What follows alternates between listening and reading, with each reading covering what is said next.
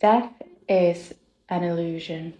And once you realize that death is an illusion, then you will have achieved a state of eternal rest in the presence. And when you're in an eternal state of rest in the presence, you begin to lapse what you perceive to be separation in material reality.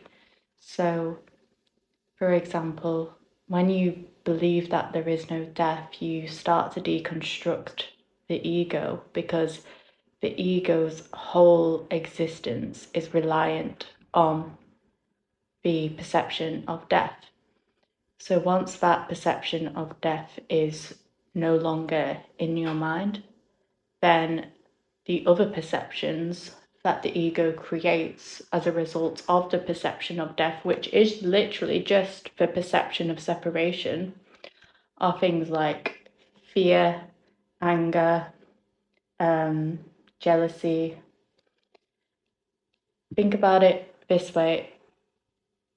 If there was no separation and we were all one, there would be nothing outside of you to be jealous of. There would be nothing outside of you to be angry at. Would be nothing outside of you to be like lusting towards, to desire. This is where the illusion of desire comes from.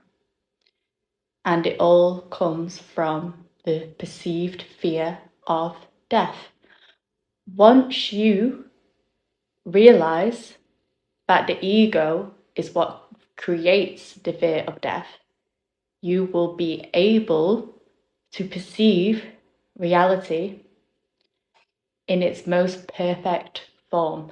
And you will also be able to perceive yourself and others in their most perfect form. And their most perfect form is in alignment with your most perfect form. So all the situations that you get into in your life which make you feel frustrated and isolated, there is no isolation. There should be no frustration.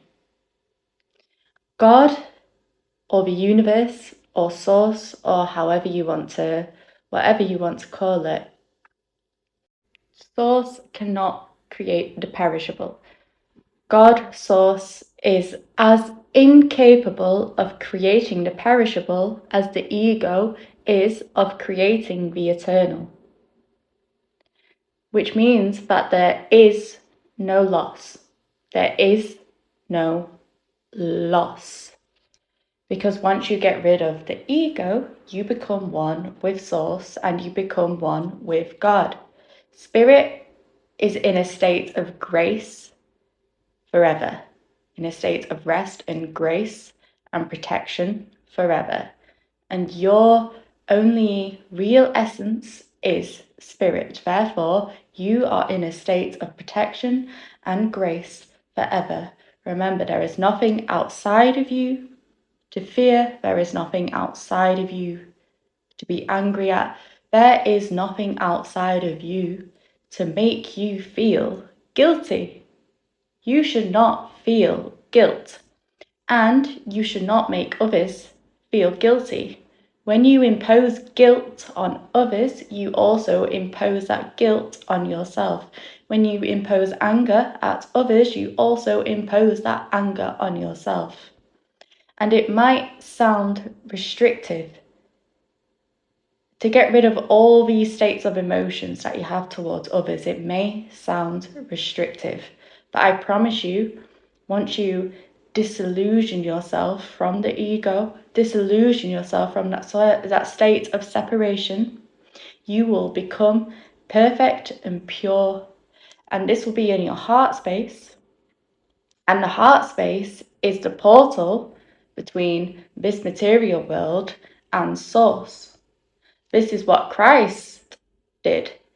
Christ became so pure, so free from ego, that God was able to channel himself through his body. This is how he performed all his miracles. This is how he became the perfect human, because the perfect human is the one without ego. It is the pure one. This is where the power of God comes from. It comes through to your body when you let go of the ego and give complete space for God to come through. And this is how you become a creator within the physical. If you think from here instead of here, all your ideas will be coming from God. And if all your ideas come from God himself, then there won't be any turbulence with what you're creating. God will want to clear the path for his intention to come through, and it will come through you. If you think through the heart space, it will come through you and manifest in physical reality, because you have become the perfect human. You have become the perfect vessel for this creation, right? Anything that comes through your heart is coming from God, as long as you have dissolved the ego. This is how people manifest great things into their life. This is how people manifest great things into their life without falling apart. The best things you can manifest into your life are the things that come from God. So you need to dissolve the ego in order to let those things, those ideas, that lack of resistance through. Everything will work out in your favor when you are in your creator space. And just as Christ did, you need to become pure. You need to dissolve the ego. You need to dissolve fear, hate, everything that comes from this illusion of separation. You need to absolve all of that from your perception. Step into your eternal soul, and it will come through into the physical. And there won't be any resistance, there won't be any turbulence. Remember, you created the ego, so you can destroy it. With the right intention, you can destroy the ego, because you are its creator. Christ is patiently waiting for you to destroy the ego so it can come through and help you and propel you and put you in alignment with everything this world has to offer. Give to you, because Christ is you. Christ is the bridge between you and God. You just need to clear the way, pretty much. The dissolution of the ego is a part of our evolution, our spiritual evolution.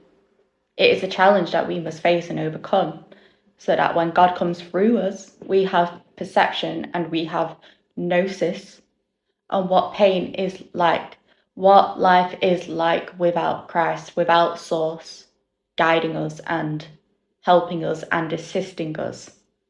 That's what hell is. All the elements in this universe, water, plant life, minerals, they all come from the stars, and we are comprised of those elements. It is our divine right to be in abundance. Okay? It is a part of our being. Nature is a part of our being. The universe is a part of our being. It's all one super consciousness or super organism. Abundance is a part of your being, and you have a divine right to it. The only thing that is separating you from that abundance is the ego. And you created the ego. So